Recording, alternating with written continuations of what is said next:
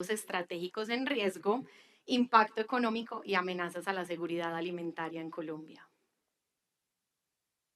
Adelante, doctor Gordillo.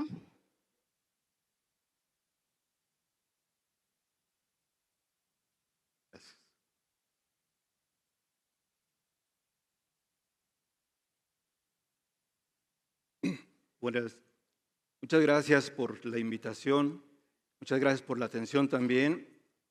Tenemos una desventaja por ser el último panelista de este tramo, porque estamos antes del almuerzo y eso siempre condiciona la atención.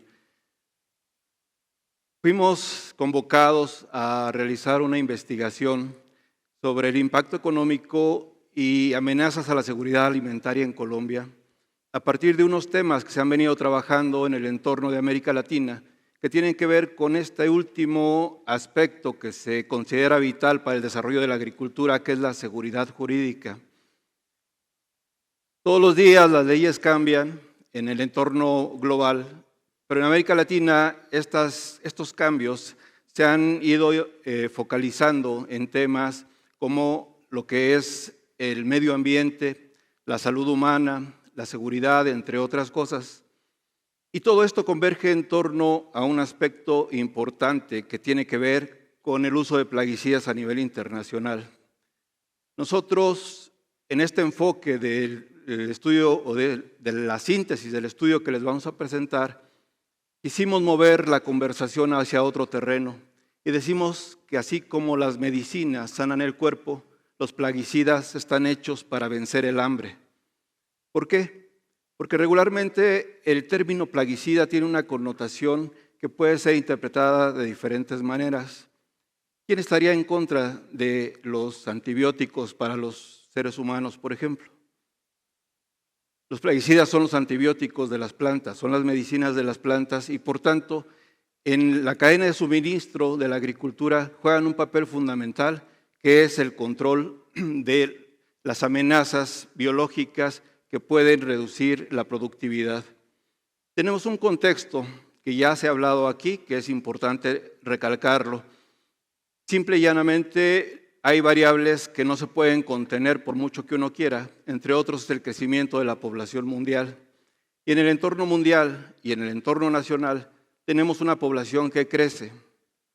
Ustedes tienen una peculiaridad, su frontera agrícola todavía es flexible, puede crecer, no así en otros países donde solo se puede abastecer la cantidad de alimentos incrementando la productividad. Sin embargo, existe un reto poblacional que está posicionado en el largo plazo. Se dice que hacia el horizonte del año 2050, la población colombiana podría estar en el orden de los 55 millones de personas, pero la población rural podría descender a un nivel del 11% de la población total. ¿Esto qué significa? Una menor cantidad de recursos humanos y de una población rural en proporción más pequeña, que no va a haber una cantidad de recursos laborales suficientes como para mantener la agricultura como la conocemos ahora. Por lo tanto, los recursos que ayuden a incrementar la productividad siempre van a ser un factor esencial para el crecimiento. Uno de los elementos que nos llama la atención es que la seguridad alimentaria se ha posicionado como un concepto que tiene que ver con un abasto suficiente de alimentos, suficiente y nutritivo. Y sin embargo, la seguridad alimentaria no se concibe simple y sencillamente como la autoproducción, siempre se auxilia de lo que son las importaciones como un componente, como un complemento de la seguridad alimentaria. Pero la seguridad alimentaria empieza a ser insegura, valga la expresión, cuando tenemos niveles de dependencia de las importaciones que van más allá de algo manejable ante una contingencia internacional. Tenemos aquí una serie de cultivos donde predomina la importación para el abasto interno en el país. De aquí que vemos situaciones como los granos, los insumos que provienen del exterior para la producción de proteína, que se está en un alto nivel de dependencia de lo que es el comercio internacional. Para no abrir demasiado el horizonte de la investigación, nosotros decidimos acotarla a una serie de productos que tienen que ver con las necesidades esenciales del consumo nacional. Dos, aquellos productos que tengan importancia en las exportaciones y también aquellos que requieren de una cobertura, de una protección a través de los plaguicidas. Combinando estos conceptos, hicimos una serie de modelaciones donde tenemos una jerarquía de 16 productos donde se encuentran los de consumo humano, los de consumo industrial y también aquellos que generan divisas, como en el caso de las flores y el café, por ejemplo. Alrededor de este conjunto de productos fue que se desarrolló una serie de indicadores con la finalidad de generar evidencia. Esta evidencia que nos diga cuál es el impacto que podría acontecer en una situación donde hubiera desprotección de cultivos, es decir, restricciones en el acceso para inhibir el efecto de agentes biológicos que disminuyen la productividad. Pasamos de definir un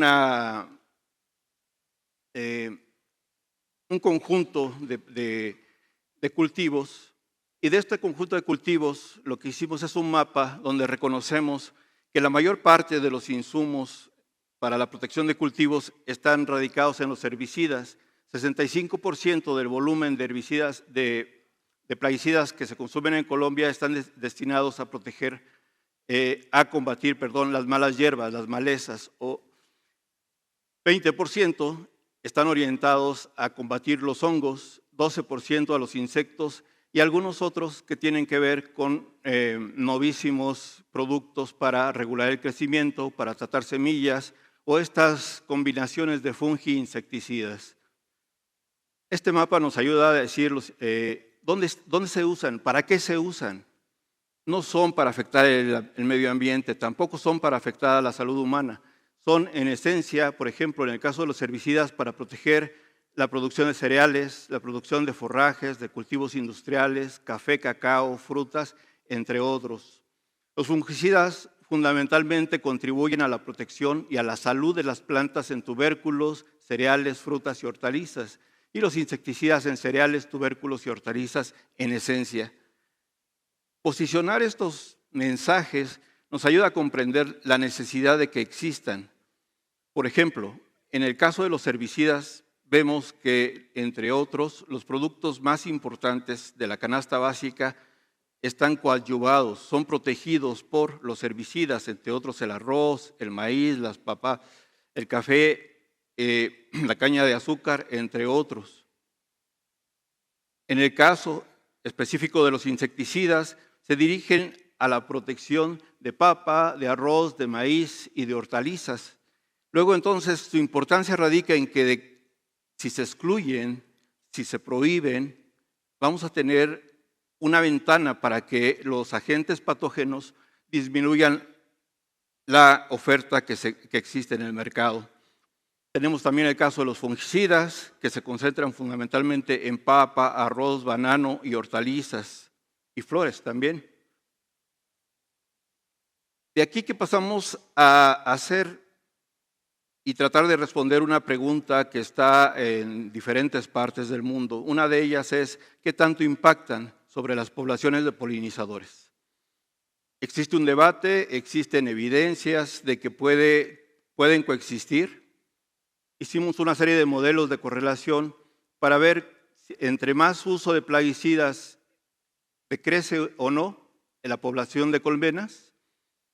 En el caso de integrar todas las variables que se reflejan para el mundo con las fuentes comúnmente utilizadas de FAO, podemos demostrar que aun cuando se incrementa la aplicación de plaguicidas, también crece el número de colmenas en el entorno internacional. Otro factor que incide es la población rural, la actividad que se dedica a la producción de cultivos. A mayor producción rural, mayor actividad en el medio rural, las poblaciones de colmenas también pueden coexistir. Para el caso específico de Canadá, podemos demostrar que el uso de plaguicidas, su crecimiento en su utilización, no afecta el crecimiento de lo que son las colmenas. Lo mismo va a pasar, el sentido contrario va a pasar con agentes que tienen que ver con la urbanización y la emisión de gases de efecto invernadero. A mayores emisiones de dióxido de carbono, la población de abejas tiende a decrecer. Esto para el caso de Estados Unidos, para el caso de México prácticamente se demuestra lo mismo. Luego entonces lo que tenemos como conclusión es que existen diferentes factores de entorno. No necesariamente son los plaguicidas los que inciden en la disminución de la población de colmenas, aunque existen buenas prácticas y un manejo integral de los cultivos que pueden hacer que coexistan.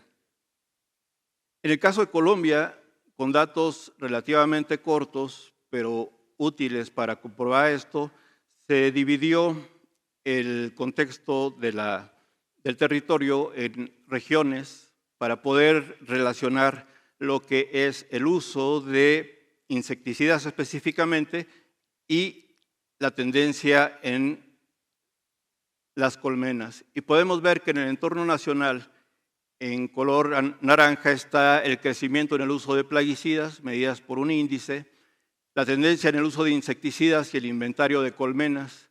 Y podemos ver que en el entorno nacional, aun cuando el uso de plaguicidas crece, el crecimiento del número de colmenas también se mantiene. Y en el caso de los insecticidas los podemos ver en algunas de las otras regiones. Puede incrementar, como el caso del Caribe húmedo, del Cundiboyacá, etcétera, y el crecimiento de la población de colmenas puede ser estable o incluso crecer. Tenemos aquí otras de las regiones en las que se dividió el territorio y podemos ver que esta tendencia se repite.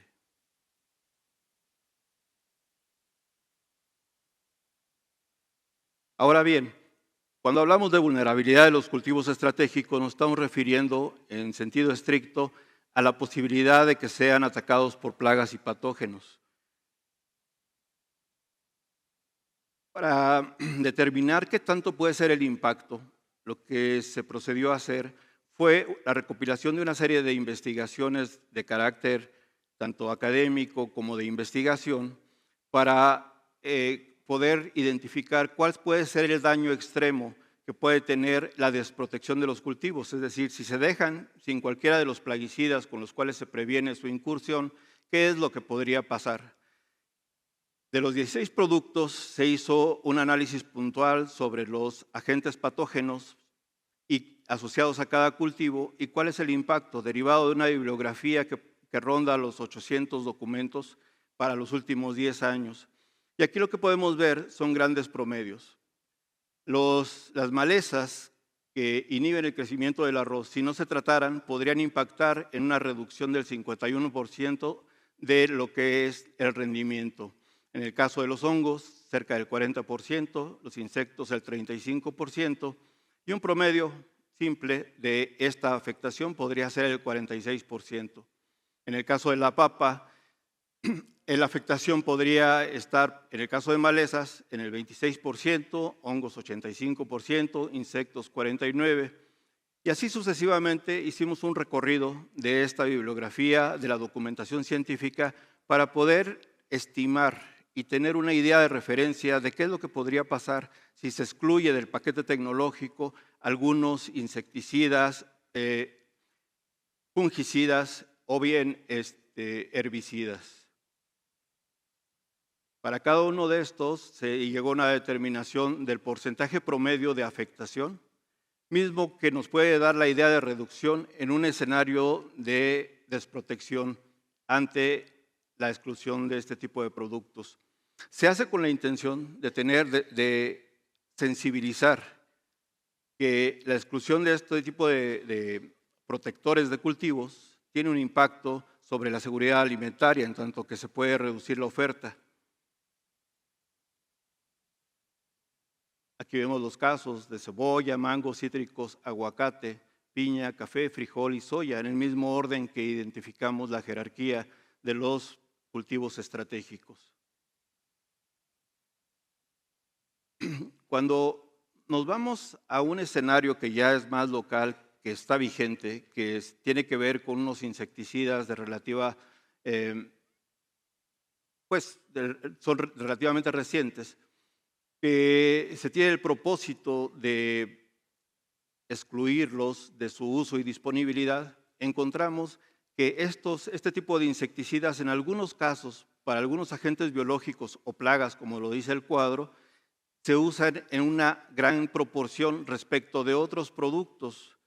Y al tener, por ejemplo, una participación del 100%, la pregunta es, si se retiran del mercado, si se retiran del paquete tecnológico, ¿cuál es el sustituto con el cual se pudieran controlar este tipo de plagas o patógenos?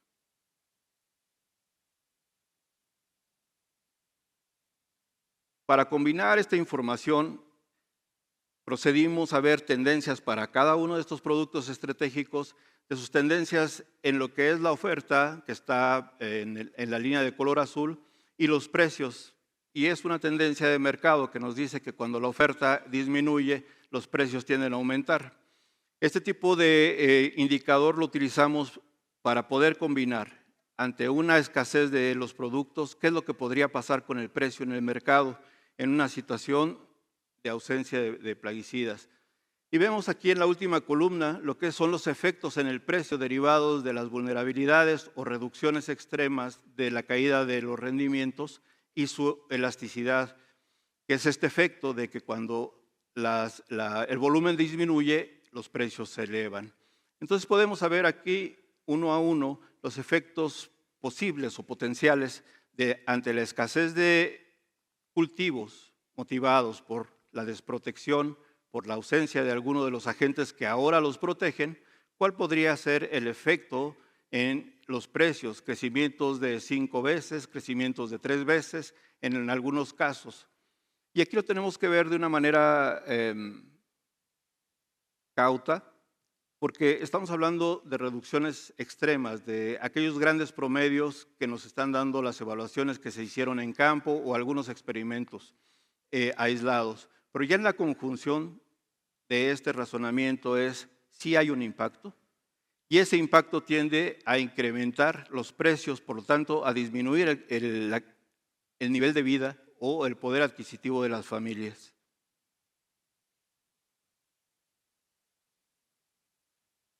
Cuando vemos el impacto en los precios tenemos que considerar algunas cosas. De acuerdo con las encuestas de ingreso-gasto del país, aproximadamente el 19% del gasto de los hogares se destina al gasto en alimentos.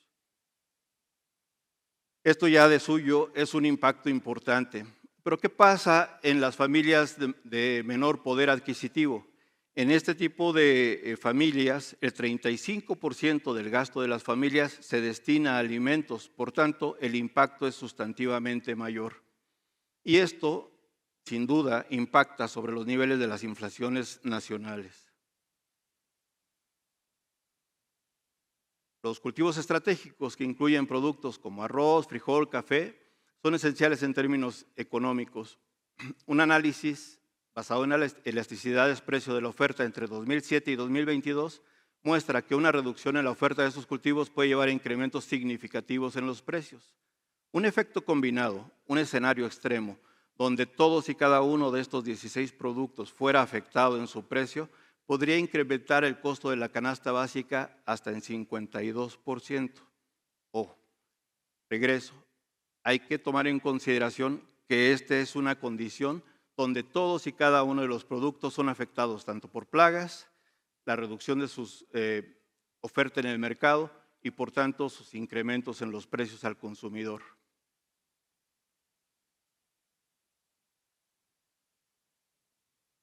¿Qué pasaría con el empleo?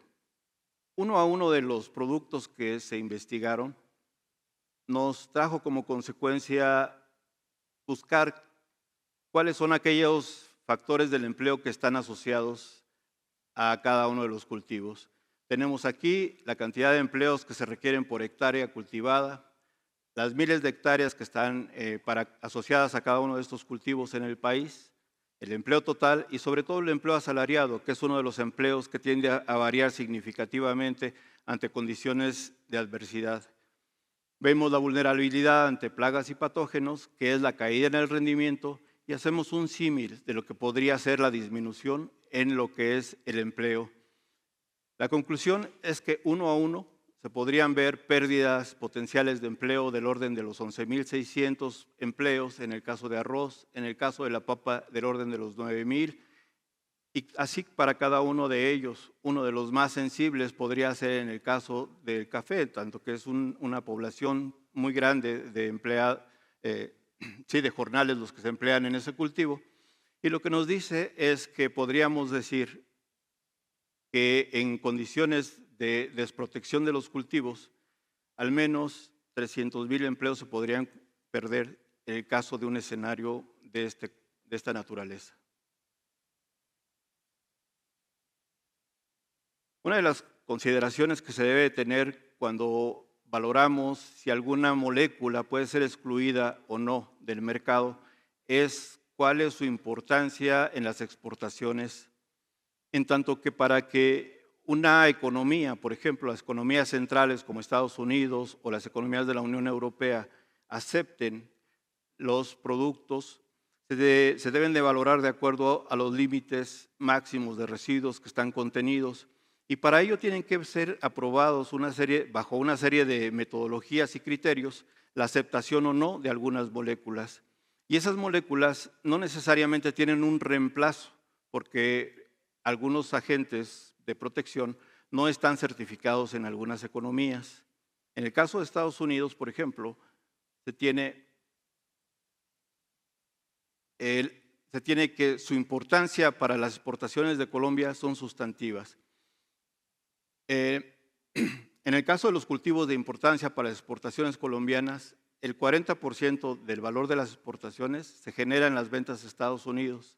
En el caso de las flores, las compras de ese país equivalen al 80% del valor de lo que se exporta desde Colombia en flores.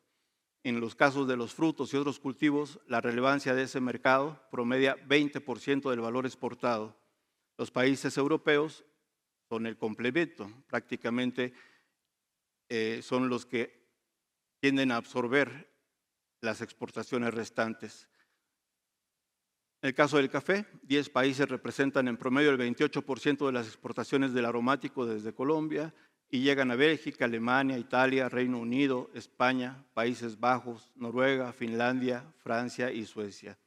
4 países de Europa demandan 8% de las exportaciones de flores, que son Reino Unido, Países Bajos, España e Italia, y 7 naciones europeas demandan el 70% de las exportaciones de frutos. Aquí es al revés, allá se concentran más las exportaciones de frutos y en el caso de Estados Unidos lo que predomina es la exportación de cultivos como flores y café, entre otros.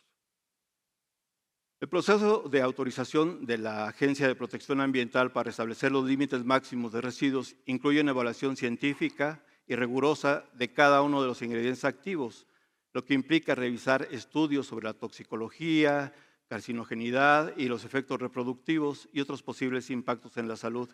Esas evaluaciones son fundamentales para determinar qué niveles de residuos son seguros para el consumo humano. En el caso de los insecticidas, los límites máximos de residuos permitidos por la Agencia de Protección Ambiental revelan una amplia gama de insecticidas en diferentes tipos de cultivos y en el caso específico de los neonicotinoides que a nivel local están regulados, son aceptados con algún tipo de niveles máximos de residuos. Esta es una lista larga de los insecticidas que están asociados a las exportaciones de aguacate, banano, cítricos, café, flores y mangos.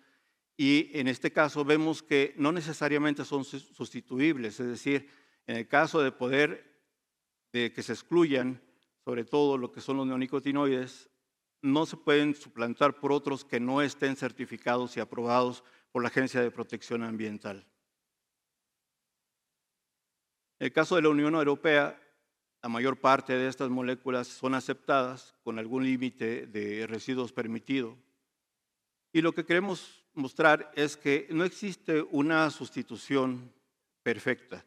Es decir, algunos de los productos que están en el mercado local no necesariamente pueden ingresar a los mercados de exportación. ¿Qué pasa cuando en un ámbito local se prohíben cosas que en otros ámbitos internacionales no se prohíben?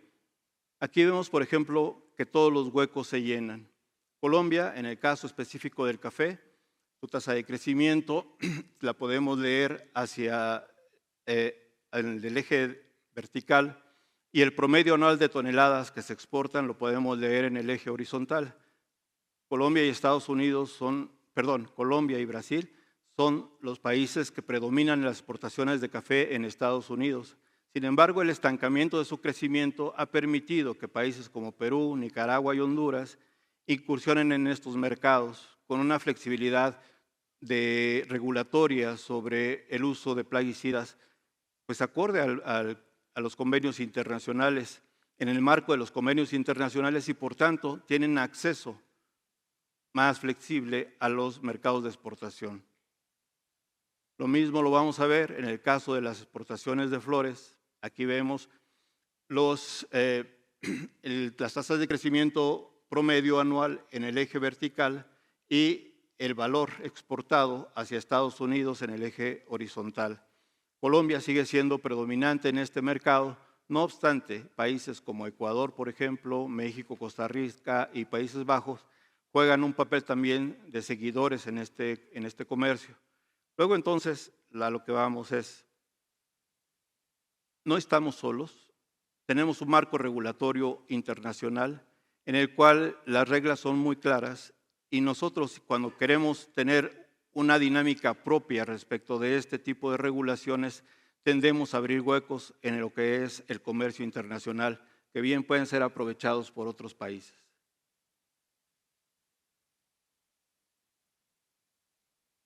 Una de las cosas que caracterizan mucho el comercio internacional ha sido la adhesión a los convenios y a las organizaciones de corte comercial a nivel internacional.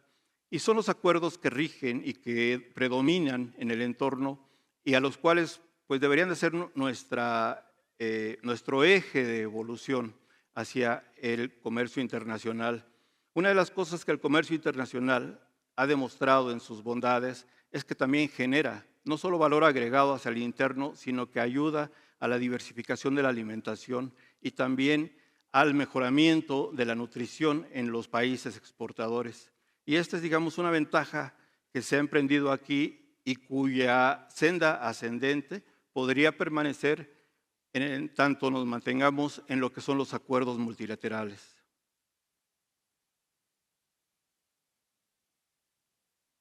En el contexto de los siguientes 2 años, podemos advertir algunas cosas específicas. Proyecciones del Fondo Monetario Internacional nos indican que para el bienio 2024-2026 podría haber un crecimiento moderado pero estable en la economía colombiana. ¿Esto qué traería como consecuencia? Un crecimiento en la economía colombiana procura un incremento en el ingreso personal disponible y también en la demanda de alimentos. La demanda de alimentos, por tanto, tendría que crecer en esta misma proporción. Aquí vemos, por ejemplo, un horizonte de largo plazo de las tasas de crecimiento del Producto Interno Bruto de Colombia y vemos que las proyecciones del 2024 hacia el 2026 nos indican tasas de evolución del 1.1, 2.5, 3.0. Esto como consecuencia, si lo dividimos entre la población, nos va a dar un crecimiento en el ingreso personal disponible y este ingreso personal pues obviamente va a impactar en la demanda de alimentos.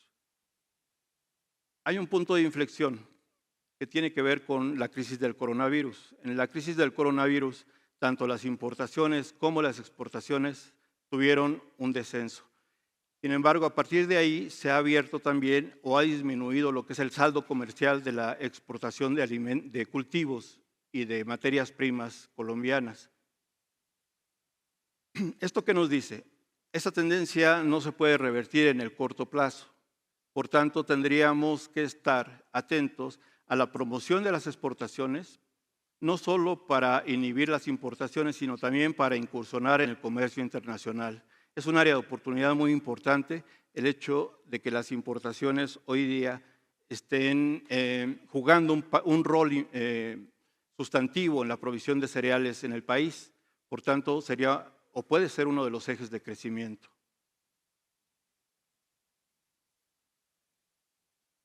De cara al bienio 2024-2026, se esperaría que Colombia enfrente un entorno comercial más competido, también más volátil, porque hay algunas cosas que están determinando el comercio internacional, como políticas comerciales y también, por qué no decirlo, los conflictos internacionales que inhiben el comercio de alimentos. Lo que sugiere que se requiera una necesidad de ajustes estratégicos para mantener el crecimiento de las exportaciones. Se prevé que el país deberá fortalecer su capacidad productiva y mejorar la eficiencia de su cadena de suministro, además de diversificar sus mercados de exportación para mitigar los riesgos asociados a las fluctuaciones en los mercados tradicionales. En el mediano plazo, se especula que no podrá revertirse las tendencias fuertes en la importación de alimentos, principalmente en los tópicos de cereales, oleaginosas, infusiones, hortalizas, tubérculos y productos de trigo. Este gráfico nos viene señalando cuál es el crecimiento promedio en términos porcentuales en la última columna de lo que han sido algunos insumos como cereales, semillas oleaginosas, hortalizas, tubérculos, frutas comestibles y productos de trigo. Estas tasas de crecimiento constantes y sostenidas no se pueden revertir en el corto plazo. Sin embargo, proponerse la intención de promover o sustituir parte de estas exportaciones puede ser un elemento importante para lograr lo que es la seguridad alimentaria. Otras cosas importantes. Se habló aquí y se ha señalado la influencia fuerte del cambio climático en lo que son las tendencias de la producción agrícola. Sin duda, el cambio climático ha traído repercusiones importantes sobre la propagación de lo que son las plagas. Las plagas, por efectos de temporadas más largas o más cortas de calor o humedad, tienden a proliferar de manera diferente a lo que estábamos nosotros previendo o calculando en otros tiempos. Vemos que el café, el banano y las flores tienen plagas que antes no conocíamos, para lo cual se tiene que tomar en cuenta la importancia de la protección de cultivos para lograr cultivos sanos y también para prever las nuevas tendencias en la expansión de lo que son las plagas y patógenos.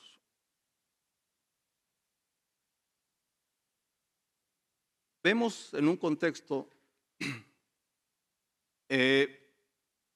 dos ejes de trabajo. Uno, cómo incrementar la seguridad alimentaria protegiendo los cultivos, o bien cómo se puede vulnerar la seguridad alimentaria cuando la protección de cultivos es negativa. Y tenemos algunas combinaciones de ellos. Hay un escenario que sería un escenario deseable de fortaleza alimentaria y protección ambiental, que nos señala diferentes condiciones. Se caracterizaría por la recuperación de la economía de forma gradual, la reducción de desequilibrios macroeconómicas, un enfoque en la productividad y la diversificación económica, un fortalecimiento de la plataforma agroexportadora y la resiliencia climática. Estos ejes de trabajo podrían configurar un entorno positivo. Aquí la protección de cultivos juega un rol importante. ¿Por qué? Porque hay tendencias tecnológicas que no han sido lo suficientemente comunicadas en sus bondades y en sus capacidades de ascenso, que es, por ejemplo, el ascenso de lo que son los biológicos para la protección de cultivos y también las bondades que muchas de las moléculas que ya están en el mercado le brindan a los cultivos que actualmente ya se cultivan, que ya existen. Existe una paradoja protectora, por mucho que queramos proteger a los cultivos, lo que es la creciente urbanización, la dinámica de la población de plagas y patógenos y el cambio climático van a generar brotes tempranos y agresivos de plagas y patógenos. Hay un entorno que no sería nada deseable, que es un escenario donde se reduzca la protección de cultivos y decaiga la seguridad alimentaria. Y tiene que ver con la desaceleración económica. Un punto esencial es la divergencia normativa de acuerdos fitosanitarios locales respecto de los internacionales, vetos fitosanitarios a cultivos de exportación, incremento en la desigualdad social y regional, la no bancarización por pérdida de cultivos o la no bancarización de los productores, incremento de las importaciones de materia prima y cambios en la dinámica de población de plagas y patógenos. Hay una etapa de transición en la que también está inmersa diferentes economías y tiene que ver con el uso de plaguicidas híbridos, tanto biológicos, sintéticos y biosintéticos, el desarrollo, acceso y asequibilidad de plaguicidas biológicos, producción agropecuaria 4.0, que tiene que ver con todo lo que son los desarrollos de la tecnología de la información y la comunicación y la agricultura de precisión, entre otros, y el desarrollo y posicionamiento de una agricultura y ganadería regenerativa. Estos elementos configuran diferentes aspectos en los que nos podríamos ubicar. ¿Cuál es la diferencia entre uno u otro? La conjunción, se ha hablado aquí mucho del trabajo conjunto, pero sobre todo de los propósitos, de definir objetivos claros y conseguibles respecto de cada uno de estos factores positivos para el crecimiento de la agricultura, para su protección y para tener cultivos sanos que puedan incursionar tanto en la salud nacional como en la del mercado internacional.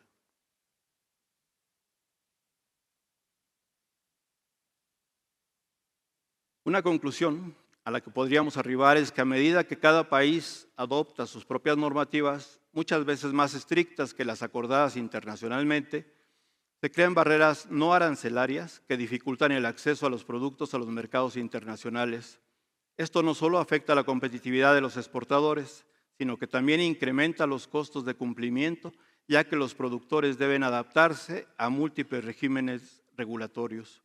En el contexto colombiano, esta divergencia podría acentuar las dificultades para mantener el acceso a mercados clave si las regulaciones locales sobre plaguicidas se vuelven demasiado restrictivas en comparación con las de otros países. Esto podría favorecer a los competidores internacionales que operan bajo normativas más flexibles, afectando negativamente a las exportaciones colombianas y complicando la gestión de plagas en cultivos críticos. De manera general, de una forma un tanto cuanto apretada, estas son las narrativas que nosotros queremos comunicar. Queremos decir que las medicinas de las plantas, obviamente, están encaminadas a generar cultivos sanos para la salud de la población. Así como las medicinas son favorables a la salud humana, también los agentes, los plaguicidas, tienen esta función positiva para la salud y para la seguridad alimentaria. Muchas gracias.